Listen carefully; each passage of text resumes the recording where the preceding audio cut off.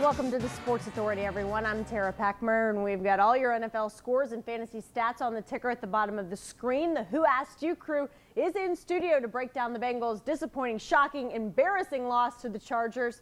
Let's get straight to the highlights of the game. There's a ton, and perhaps a bit surprising, seeing as though everyone seemed to need to snap out of a funk.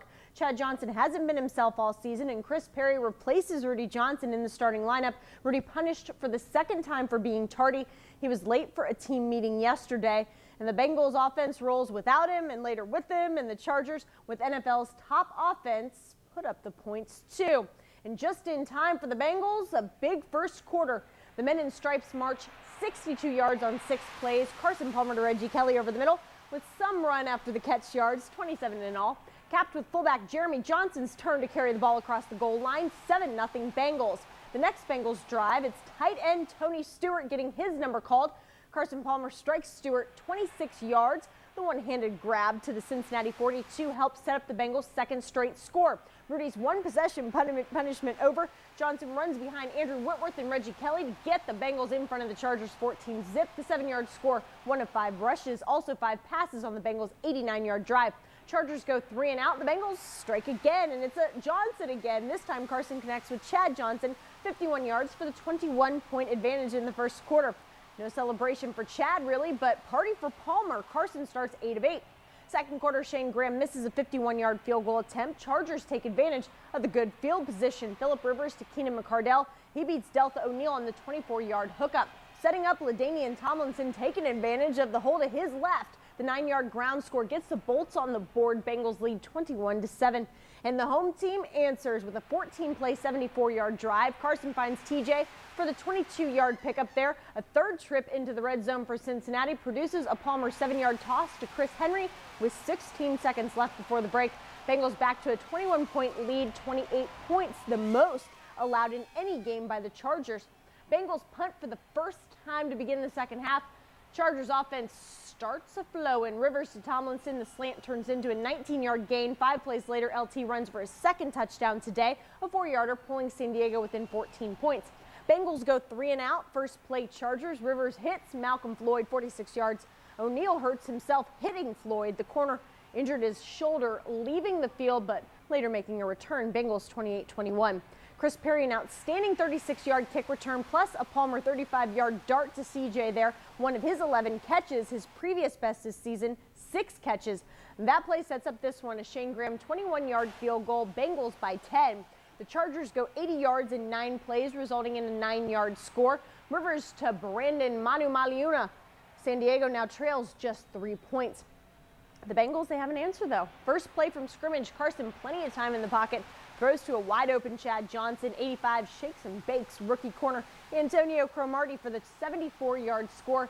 CJ breaks the Bengals' single-game receiving record, finishing with 260 yards, and it's back to a 10-point lead. But the Chargers pull within 3 again, scoring on their 4th of 4 possessions in the second half. Tomlinson on 3rd down forces his way in the zone, despite Madieu Williams grabbing his face mask on the run.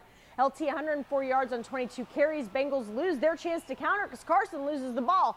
Sean Phillips beats Jeremy Johnson's block, forcing the fumble and recovering the loose ball on the 9-yard line. LT's 4th touchdown today is also the 4th one-play drive in the game.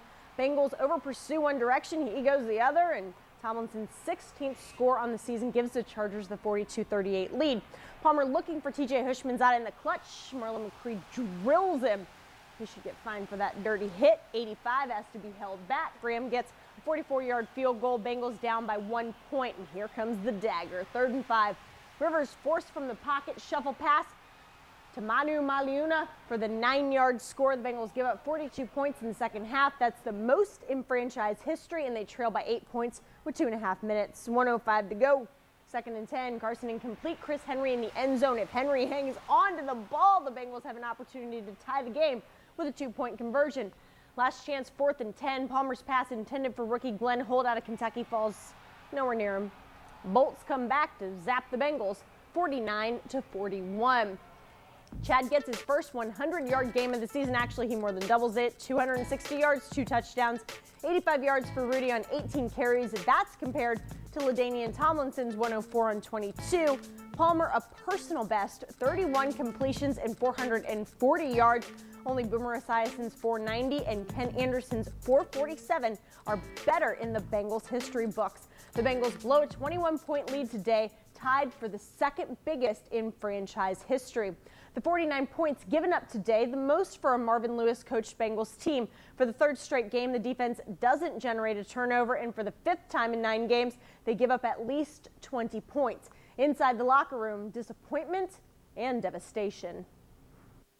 We didn't do anything special. It was the same week of practice that we've been doing the last 7 weeks or 8 weeks. You know, we didn't put any new plays in. Just think everything was clicking for us today. 1 week it's clicking, 1 week it's not. This week it was, and but you know, didn't come out with the win. So it's ridiculous, man. You know, it's some of them with long yardage and they get them, and you know, the team gets hot like that. It's, you know, it's going to be tough to stop them. But all it takes is one play, and we, you know, we would get it at times, and other times we wouldn't. But it just seemed like everything was going downhill in the second half. Going back to Tampa, I don't think that we're finishing football games like we should, you know, and like we know we can do. And yeah, you're up and you're pumped at the beginning of the games, but you know, it's one thing. San Diego didn't quit today. I need to play better. Put it like that. If I play better, we'll win. Put it on my shoulders. If I play better, we'll win. I take that stand. I'll be that leader. Tell the defense, put it on my shoulder, I'll win. If it takes me blitzing, playing the box more, put it on my shoulder. Whatever it takes, I'm willing to do it. Put it on my shoulder.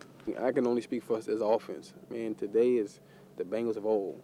Of last year. You know, that's all I can think of. And, I mean, we got to continue to go up as offense from here. It's a tough situation to be in. It's, you know, there's some adversity that we haven't faced yet, Marvin was saying, and he's right. You know, we got a lot of leadership, though, and a lot of guys need to come together and just keep playing, keep fighting, and try to scrape our way into the playoffs and see what happens from there.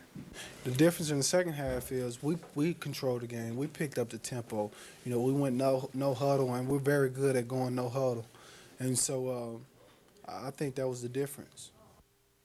San Diego good at a lot of stuff, obviously.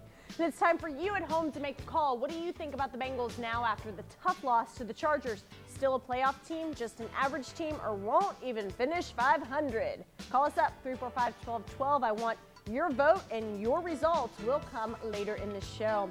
And Carson Palmer had the first 400-yard passing game of his career, but the offense couldn't get a big play late, and the defense couldn't stop LT while a river runs through it. For some analysis of the game, let's go to the voice of the Bengals, Brad Johansson.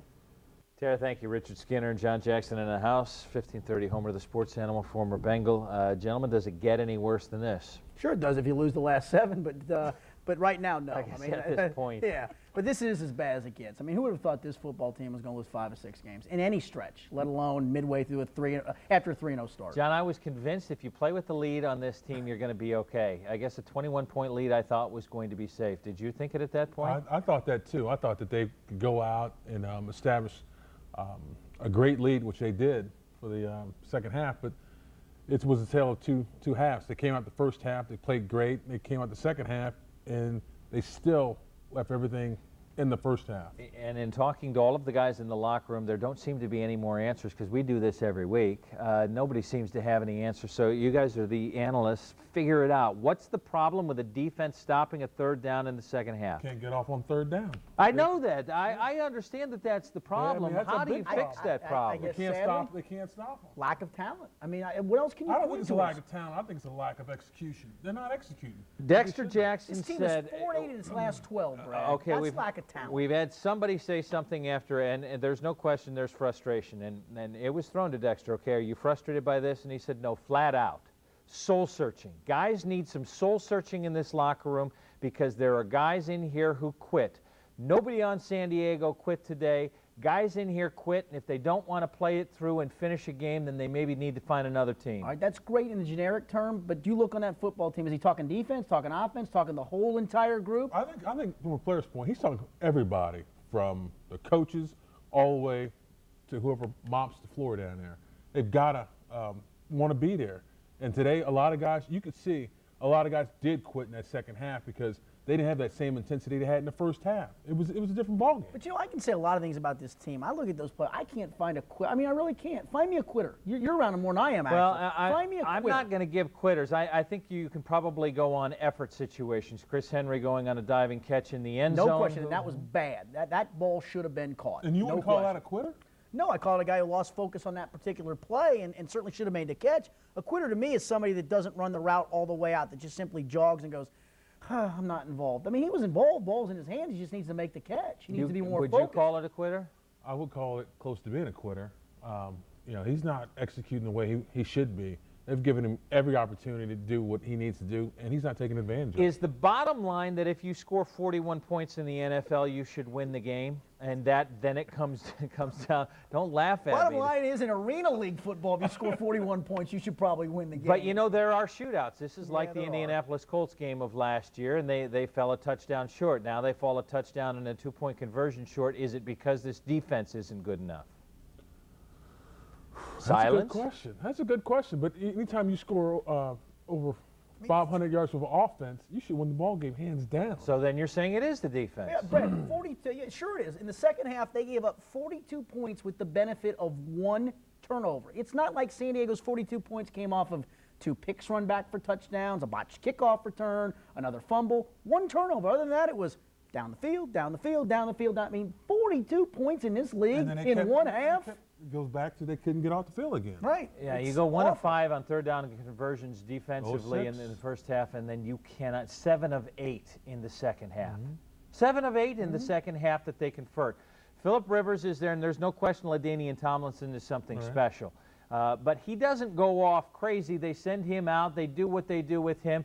But when you have a guy named Malcolm Floyd who has 8 catches on the year come in and goes for 109 yards, there may be something else wrong with the defense. Well, yeah, but you know what? That's a team that's picking each other up. Eric Parker gets hurt, Malcolm Floyd comes in. On this football team, what have we heard for a large part of this year is, well, they're hurt. Well, who can pick them up? Let's not forget who was lost out that San Diego defense today. Luis Castillo did not play. No question. Sean Merriman did not play. Sean Phillips is playing hurt. Olshansky's playing hurt. And yet, you know what? They picked the center went down in the second half, yet they picked each other up. Okay, I'll throw it out to you because we in the media are always on these must-win games, and I honestly felt that this was a must-win game if you're going to be a playoff team. Yes, you can win out and go 11-5, but are the Cincinnati Bengals a playoff team? Well, you know what? The only reason they are is because Jacksonville lost today and Kansas City lost today. They still have an opportunity now for wild card, as goofy as that sounds. The division's gone. You're 3 games out. I think they are because you know what? The silver line today is Carson looked like Carson of last year. Chad looked like Chad of last year. They put up 41 points on the board. You're not going to face, I will say, you're not facing many offenses like San Diego the rest of the way either. So could they go 5-2 down the stretch and finish 9-7 and sneak in a wild card? Yes. We'll find out if they're good enough to do it. So you would say at 4-5 that there's still a chance that there's a shining light, a silver lining, There's a always ray a of light. hope? There's always light, but today, are they a playoff team? No, they're not a playoff team. Nowhere near a playoff team. And if they keep losing, they lose a couple more games, they can forget the playoffs. They're going to be one of those teams that are going to be trying to get their car started when January rolls around. And then the long-term psyche damage to that as well. There is a psyche damage to a locker room that loses 3, but then losing a game like this, can you go on the road and recapture what you want to recapture to try and say, you know what, we are not out of this? I mean, you can, but it's going to be tough, especially going down to New Orleans next week. They play very well at home, New Orleans does, and it's going to be real tough to go down there and beat New Orleans. Is there anything to throw, because everybody's going to get their finger pointed at on this. How much finger pointing do you go back to the coaching staff on this? A chunk. I mean, you have to. You know, this is an offense that in the second half, Brad, scored 2 touchdowns this year. 2 touchdowns in the third quarter, not second half, in the third quarter. And one of those was on the bomb to Chad today when I don't know where the cornerback went. So that's got to be it. Something isn't getting done at halftime where other teams make an adjustment that this offensive staff isn't either capable of making or does not make because the numbers don't lie. I disagree with you pointing at the coaches because the coaches, they send the plays in. It's up to the players to execute the plays. If they don't execute, it doesn't matter what they send in there. They can send everybody in there. And if they don't execute the right plays, it won't matter. Shuffle pass was a good call. All right, John, do they win in New Orleans? No, they do not win in New Orleans because, like I said, New Orleans right now, especially after the hurricane last year, they're feeding on their fans right now. And there's just no way they can go down there and win. And you? I think they can because you know what? There are a couple of plays. I away. know This they offense can. Do is- they win in New Orleans? Yes, because you know what? The offense got itself right today, and New Orleans' offense is Well, not like San Diego's. Next week? Are they going to show up? Stay next off week? Bourbon Street, boys. Are they going to show up next week? Stay tuned. Gentlemen, thank you very much. Tara, we'll send it back to you. You made the call. Now, here are your results. We asked, what do you think about the Bengals now? And 45% say they won't finish 500. Wow, surprising. But 33% still foresee the playoffs. Interesting. Thanks for the hundreds of phone calls we received tonight. The offense can't run the ball, then they can't throw the ball. The offense can't hold on to the ball this week. It's all about the defense. And we may go a lot of weeks. We may go a lot of years in the NFL and still not see another team score 42 points and a half to come back from a 21-point deficit. It has the once 3-0 Bengals in a desperate situation heading to 6-3 New Orleans, and everybody's angry. I went out to eat breakfast with my dad this morning, and the waitress said, "Did you see the Bengals game?" And I said, "Yeah, they suck." She said, she started going off on us, man. And then she found out who I was, and I told her that I had her tip ready. So I think the city is upset, and we're all upset too.